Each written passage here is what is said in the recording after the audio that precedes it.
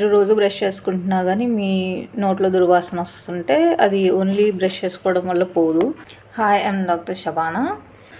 Tongue cleaning కూడా చేసుకోవాలి. మనం తిన్న ఆహారం ఎలా అయితే పంటి మీద ఒక లేయర్ లాగా ఫామ్ అయ్యి గార పడుతుందో టంగ్ మీద అంతే ఒక లేయర్ ఫామ్ అవుతుంది.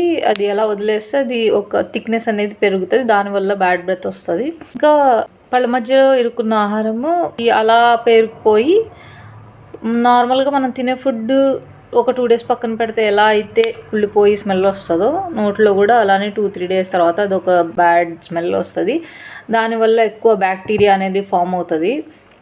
సో దాన్ని కూడా క్లీన్ చేసుకోవాలి, ఫ్లాసింగ్ అనేది చేసుకొని.